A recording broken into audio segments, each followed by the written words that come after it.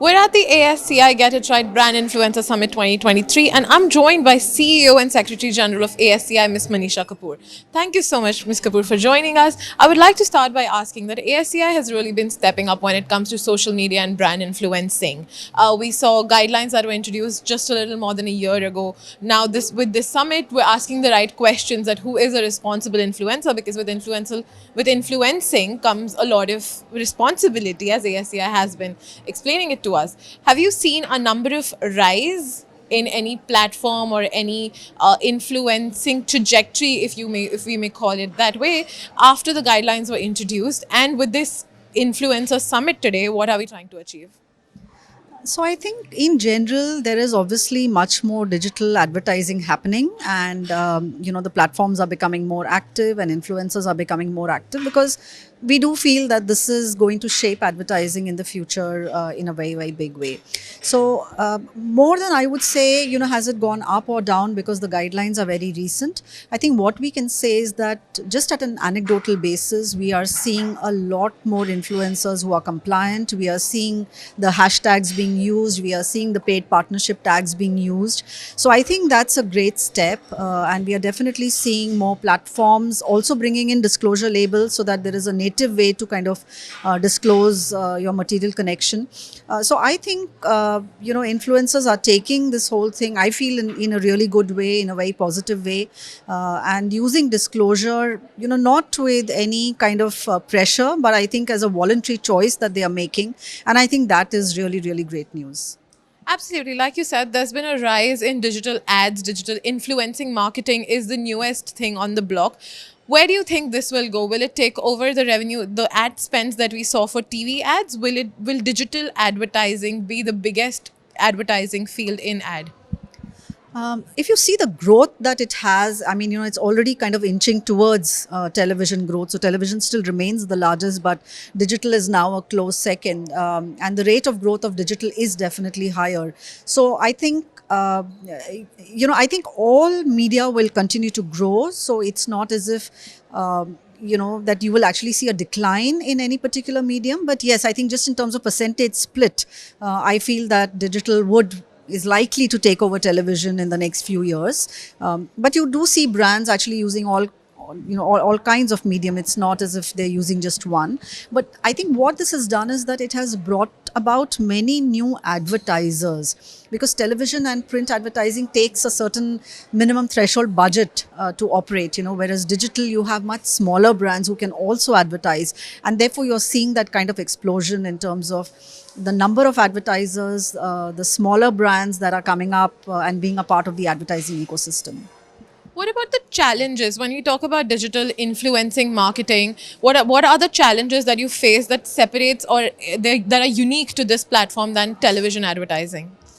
So there are a few challenges that are quite unique. I think one is just the sheer number of advertisers. As I was just saying, that the low threshold values of spend that you can do on digital makes it possible for many more advertisers to come and even small advertisers to be part. So I think the sheer number of advertisers.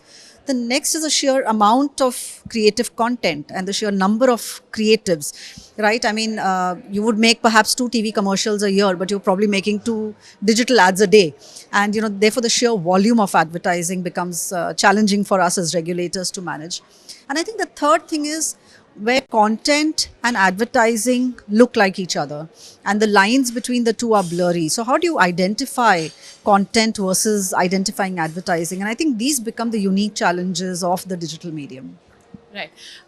Right now, globally, we're looking at recessionary fears that are coming across, especially with the headwinds that the industries are going through, especially the ad industry. Has it taken a hit on digital advertisement as well? I don't think in India you are seeing, that kind of a hit. You are seeing all categories grow. You are seeing a good growth in advertising spending. I think there will be some ups and downs that may happen for certain industries, for certain categories, for certain media. But I think at an overall level, we are seeing healthy growth and the industry bounce back quite strongly after the COVID years. So I think things are going well here. One of the topics that fascinated me as an ad or a journalism student was the surrogacy ads. We've always seen how surrogacy ads, they fascinate everyone's mind when you're not really talking about the product, but the product's actually getting sold through it. What happens to it when it comes on digital? And with television, obviously we will continue the surrogacy, but what happens to it when it comes on digital? So I think when it comes to surrogate advertising, one is what is the definition of it. So at ASCI we have something which separates what is surrogate ads with brand extensions, because we need to understand that brand extensions are allowed by law and surrogate ads are not. So how do you actually separate between the two? How do you distinguish between the two? And ASCI has some clear guidelines in terms of the size of the business that you're advertising, the fact that it needs to be a registered business, and so to make sure that it is actually a legitimate business. And for us, those rules remain the same, whether it's digital or whether it's television or print. We use the same rules. I think these are also matters that perhaps need a little bit more legal clarity as time goes by. And for example, the Cable TV Act has some very clear rules on what can or can't be done, but digital media does not. So from an ASCII perspective, while we have clarity, I think from a legal framework perspective, there is room for more legal clarity to come in the coming days.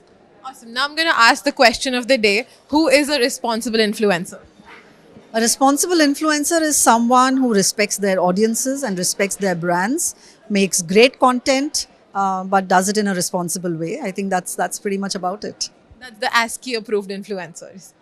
Yeah, well, we don't pre-approve everyone. We approve of everyone who's honest. And as I said, it's not just that they have to do it for ASCII, but I think it's in the influencer's own interest to make sure that their audiences can trust them. Because if their audiences don't trust them, then, frankly, you have no following and you will have, you're not an influencer anymore. So I think, influencers and brands and everyone recognizes that trust is really the foundation why we all exist and why we all have jobs and why we all can become brand people and marketing people and influencers is to make sure that we don't destroy audience trust. Thank you so much. Thank you. If you like the video, do like, comment, share and subscribe.